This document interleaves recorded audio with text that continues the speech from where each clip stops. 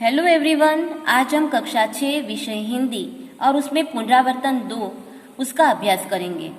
यह पुनरावर्तन 2 में पाठ्यपुस्तक के अंदर जो प्रश्न आए हुए हैं वह सभी प्रश्न स्वाध्याय पोथी के अंदर भी है। तो मैं आपको यह पुनरावर्तन 2 स्वाध्याय पोथी के अंदर समझाऊंगी। तो स्वाध्याय पोथी के अंदर जो पुनरावर्तन 2 है उसमें प्रश्न नंबर 1 है, कोष्टक में से उचित शब्द चुनकर रिक्त स्थानों की पूर्ति कीजिए। यहाँ पे आपको विकल्प दिए गए हैं और यहाँ पर 4 वाक्य दिए गए हैं जिसमें आपको खाली जगह इन विकल्प में से भरनी है। पहला है, यह वही लड़का है, खाली जगह कल गीत गाया था। तो हमें इसमें योग्य शब्द रखना है, यह वही लड़का है जिसने कल गीत गाया था। दूसरा, अध्यापक जी ने बताया कि कल विद्यालय में अवकाश रहेगा। अवकाश यानी छुट्टी रहेगी। तीसरा, उसने बेईमानी की इसलिए नौकरी से निकाल दिया गया। तो यहाँ पे इसलिए शब्द रखकर यह वाक्य बनेगा। चौथा, निर्धारित तिथि और नक्षत्र में मुझे विशेष जड़ी बूटियों को लाने के लिए घने वन में जाना होगा। तो यहाँ पर इन शब्दों को रख के यह खाली जगह भरनी है। प्रश्न नंबर 2, निम्नलिखित शब्द में समाविष्ट वर्णों से प्रारंभ होने वाले अन्य शब्द बनाइए। यहाँ पर आपको वर्ण दिए गए हैं, उसमें से एक एक शब्द बनाकर दिए गए हैं। जैसे अ है, अ से आम एक शब्द बनाया गया है।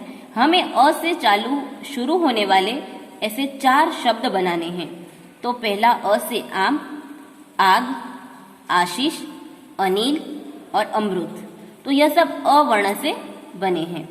दूसरा है ह से हितेश, तो हमें होली, हेमा, होश और हौसला। म वर्ण से माँ, महीना, महेश, महल, मौका। डा वर्ण से दाग, दाल, देवता, दीवार, दौलत। ब वर्ण से बचपन, बादल, बारिश, बगीचा, बोली।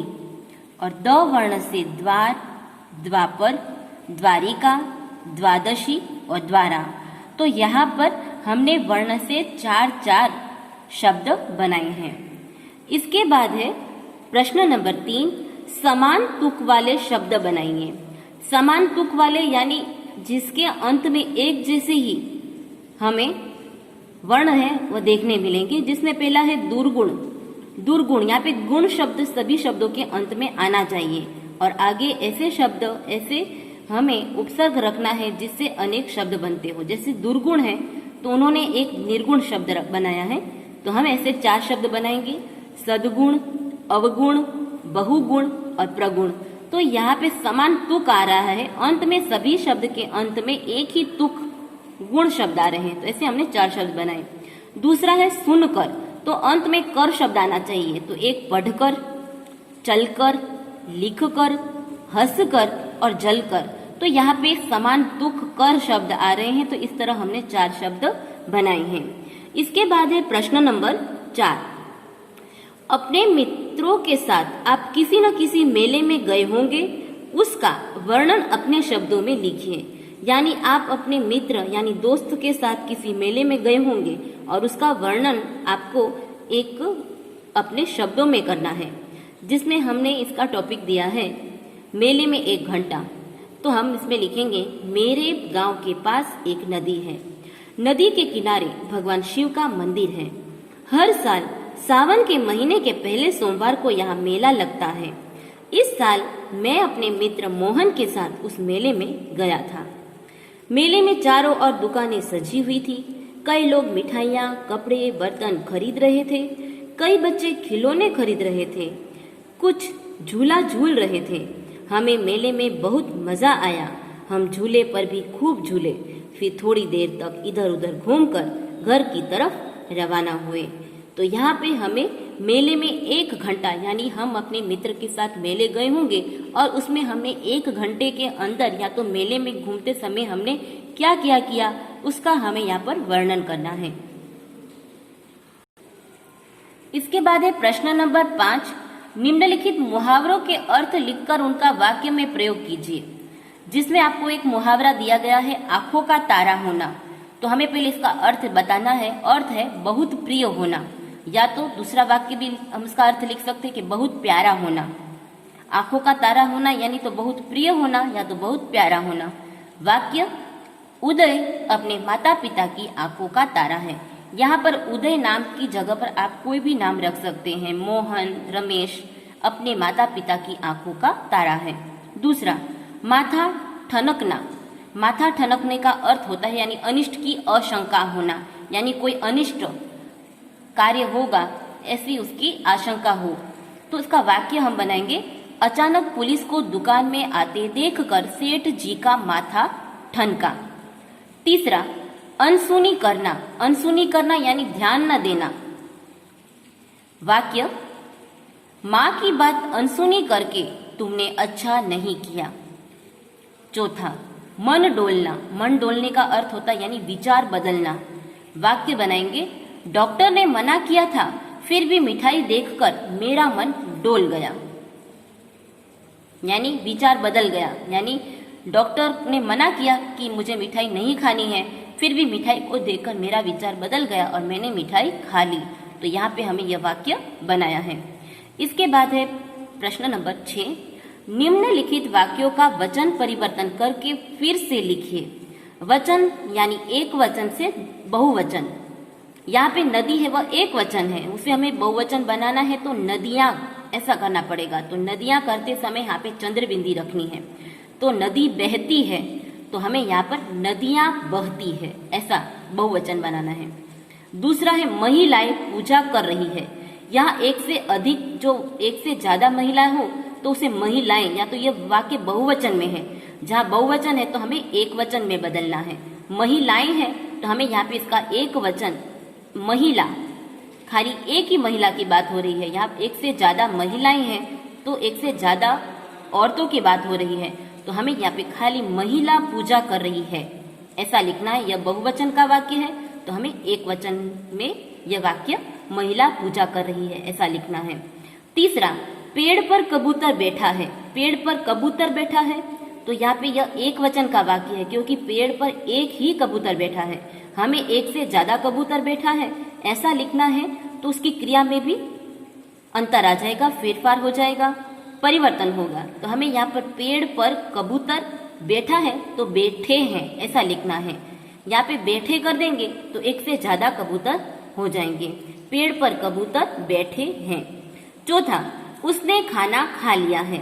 तो उसने यानी एक व्यक्ति की बात हो रही है तो उसने खाना खा लिया, इसका हमें बहुवचन बनाना है। तो उसने की जगह उन्होंने, तो एक से ज्यादा लोगों की बात कर रहे हैं तो उन्होंने खाना खा लिया है। पांचवा है, वे आ रहे हैं। वे यानी एक से ज्यादा लोग वहां खड़े हैं और वे आ रहे हैं ऐसा है, और हमें ये बहुवचन का वाक्य है, हमें उसे एक वचन करना है। तो वह, वे की जगह वह आ रहा है। तो किसी एक लड़के या एक व्यक्ति की बात करते समय वह और एक से ज्यादा हो तो वहां पर वे का प्रयोग होता है। तो यहाँ पर बहुवचन है तो हमें एक वचन वह आ रहा है ऐसा लिखना है। इसके बाद है प्रश्न नंबर 7। प्रश्न नंबर 7 है कि निम्नलिखित संकेतों को पहचान कर उचित जोड़ मिलाइए। यहाँ पे कुछ चिन्ह और संकेत दिए गए हैं। यह संकेत हमें कहीं कहीं रास्ते में देखने को मिलते हैं। जैसा ऐसा चिन्ह है जो ज्यादातर हम जहाँ खंबे होते हैं वहां पर ऐसा चिन्ह हमें देखने को मिलता है। तो वहां पर इसका अर्थ होता है खतरा, यानी व्यक्ति है उस खतरे से बचे, उसके नजदीक न जाए। तो यहाँ पे हमें खतरा लिखना है। दूसरा, ऐसा चिन्ह हो तो उसका मतलब होता है हिंदी में आगे बम्प है। तो इस ब में से हमें इसका अर्थ लिखना है कि आगे बम्प है। तीसरा, यह चिन्ह का मतलब है रेलवे फाटक, यानी रास्ते में ऐसा चिन्ह बना हो तो पता चल जाएगा कि यह रेलवे का फाटक आ रहा है। तो हमें यहाँ पर रेलवे फाटक।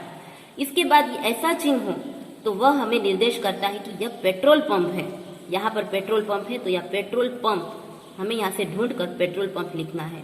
तो हमें इस चिन्ह के आगे सामने इन चिन्हों का नाम लिखना है। जैसे पहला चिन्ह खतरा, आगे बम्प है, रेलवे फाटक और पेट्रोल पंप। हमें इस तरह से संकेत पहुंचा कर योग्य जोड़ मिलानी है। इसके बाद है प्रश्न नंबर 8 है, निम्नलिखित शब्दों का वाक्य में प्रयोग कीजिए। यहाँ पे आपको कुछ शब्द दिए गए हैं और वह शब्द इस वाक्य के अंदर आने चाहिए, ऐसा हमें वाक्य में प्रयोग करना है। पहला शब्द है सूरज, तो हमें इसका वाक्य बनाएंगे, सूरज हमें प्रकाश देता है। दूसरा है धरती, हम सब धरती माँ के बेटे हैं। तीसरा शब्द है पेड़, तो पेड़ से वाक्य बनाएंगे, पेड़ हमारे मित्र है। चौथा है किसान, किसान खेती करता है। पांचवा शब्द है फसल, इस साल फसल अच्छी हुई है। तो यहाँ पर इस शब्द में फसल ऐसा शब्द आ जाना चाहिए। तो आप इस वाक्य की जगह पर आप कोई भी वाक्य बना भी सकते हैं। इसके बाद है प्रश्न नंबर 9, निम्नलिखित काव्य पंक्तियों का भावार्थ लिखिए। यहाँ पे जो एक काव्य की पंक्तियां दी गई है उसका हमें भावार्थ लिखना है।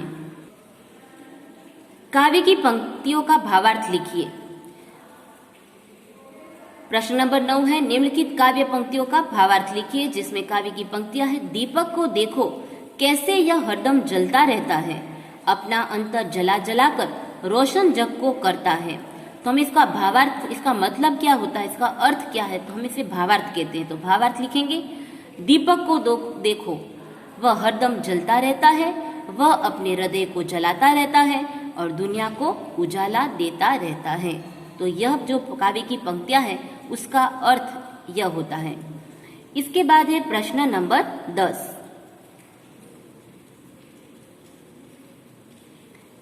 प्रश्न नंबर 10 है, निम्नलिखित प्रश्नों के उत्तर लिखिए। जिसमें पहला प्रश्न है, सूरज की किरणें क्या करती है, तो हम इसका उत्तर लिखेंगे। प्रश्न है, सूरज की किरणें क्या करती है, तो हमें इसका उत्तर लिखना है कि सूरज की किरणें अंधकार को दूर भगाकर सारे संसार को प्रकाशित करती है। दूसरा प्रश्न है, दीपक से हम क्या सीखते हैं, तो हम इसका उत्तर लिखेंगे, दीपक हरदम जलता रहता है, वह अपने आप को जलाकर दूसरों को प्रकाश देता है। हम कष्टों से न घबराएं और हम खुद कष्ट सहकर ही दूसरों के कष्ट दूर कर सकते हैं। यह सीख हमें दीपक देता है। इसके बाद है प्रश्न नंबर 3, रेशमा ने अपनी माँ के काम में किस तरह मदद की, तो हम इसका उत्तर लिखेंगे कि रेशमा ने अपने माँ के काम में किस तरह मदद की। तो इसका उत्तर होगा कि अलमारी से बर्तन और डिब्बे उतारकर साफ किए थे। रेशमा ने डिब्बों पर लेबल लगाए और फिर एक एक बर्तन और डिब्बा माँ को देती गई और माँ उन्हें अच्छी तरह यानी व्यवस्थित ढंग से रखती गई। इसके बाद है प्रश्न नंबर 4 कि माँ ने रेशमा को बाजार क्यों भेजा, तो हम इसका उत्तर लिखेंगे कि माँ को लड्डू बनाने के लिए कुछ सामान की जरूरत थी। पति दफ्तर चले गए थे, बेटा गोलू अभी बहुत छोटा था, दादा और दादी बहुत बुजुर्ग यानी उम्र वाले थे, इसीलिए माँ ने रेशमा को बाजार भेजा। इसके बाद है प्रश्न नंबर 5, राजा भोज किसान से क्यों प्रभावित हुए, तो हमें इसका उत्तर लिखना है कि किसान के पास एक ही बैल था, इसीलिए हल में दूसरे बैल की जगह अपनी पत्नी को जोतकर वह हल चला रहा था।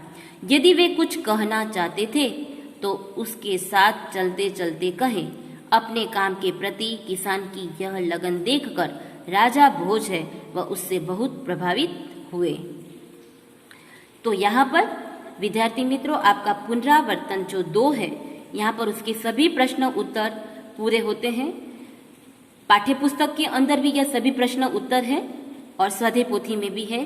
तो मैंने आपको पाठ्य पुस्तक में न समझाकर स्वाध्याय पोथी में ही इन सभी प्रश्नों को समझा दिया है, जो आपको अपनी स्वाध्याय पोथी में इन पुनरावर्तन 2 को अच्छे अक्षरों से लिखना है।